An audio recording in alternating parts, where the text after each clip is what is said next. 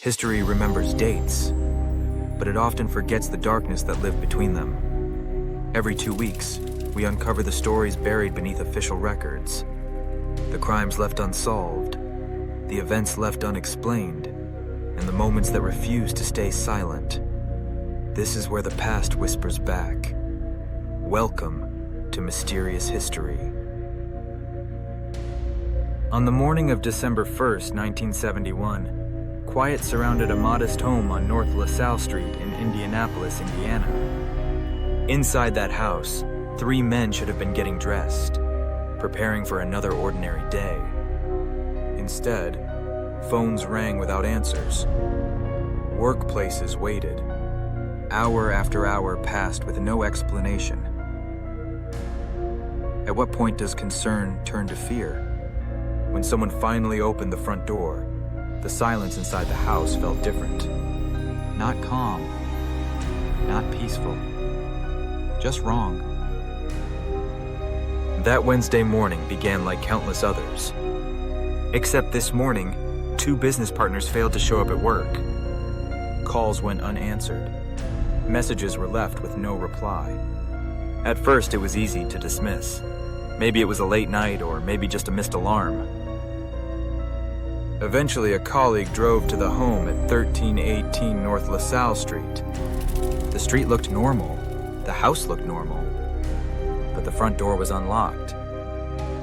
Inside were 3 men: Robert Hinson, Robert Gierce, and James Barker. They were not together. They were separated, each one in a different room. Each one restrained, each one dead. When police arrived, they quickly understood something unsettling. This was not chaos. This was not panic. This was control. Investigators examined the house carefully. There were no signs of forced entry, no broken locks, no shattered windows. Nothing of value appeared to be missing. The home had not been torn apart, so why were 3 men dead inside it? With no sign of forced entry and lack of evidence pointing to a violent struggle, crucial questions were raised. Did the victims know their killer, a familiar face invited into the home? Or did the danger arrive so suddenly that there was no time to resist? The crime scene suggests the perpetrator had total control. Control takes time. Control takes confidence. And whoever did this had both. As news spread across Indianapolis, details leaked into the public. The 3 men were found in separate rooms, bound by strips of cloth with their throats cut, indicating a brutal and coordinated attack rather than a random act of violence or burglary. A bloody footprint and an extinguished cigar butt found in the home were documented at the scene, giving investigators critical physical clues that could be used to identify the culprits. However, investigators quickly found themselves working against absence rather than abundance. Nothing found at the scene answered what might be the most important question. Motive. Why were these 3 men targeted? What was the reason for such brutality? Without a clear motive to anchor the investigation, and with only scant, circumstantial clues to work from, detectives were left chasing theories rather than suspects.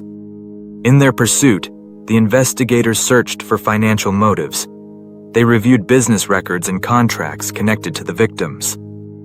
They looked for indicators of financial pressure such as debts and creditors. Relationships, both romantic and casual, were examined seeking indications of jealousy or historical violence. Organized crime links were pursued by consulting informants and intelligence units. Perhaps these murders were meant to send a message, but evidence refused to cooperate. Suspects came into focus, then slipped away. Witnesses contradicted one another, timelines blurred. With every passing month, the case grew heavier, and then, slowly, it went quiet. The house on LaSalle Street remained standing. Cars passed by, life moved on, but the answers did not come. Decades later, the story resurfaced.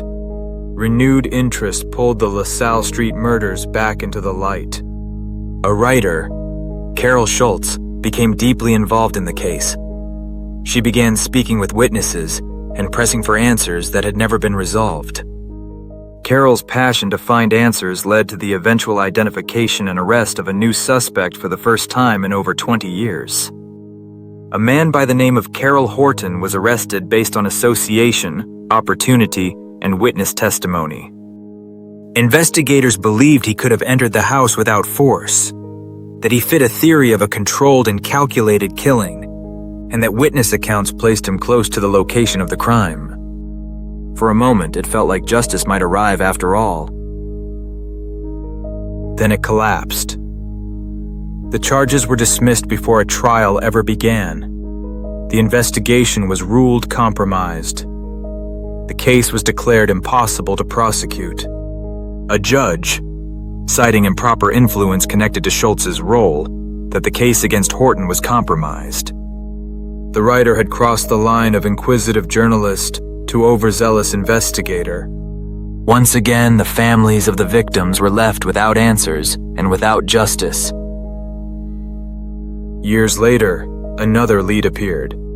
Letters attributed to a deceased man named Fred Harbison claimed responsibility for the murders. The letters included details some believed only the killer could know. Later, investigators would describe the murders as a paid act, tied to insurance money and long-standing resentment. These findings pushed some to consider the case solved. However, there was no courtroom, no testimony, no cross-examination. So was this the truth, or simply the last story standing? The LaSalle Street Murders exist in an uneasy place. Too detailed to dismiss, too uncertain to close.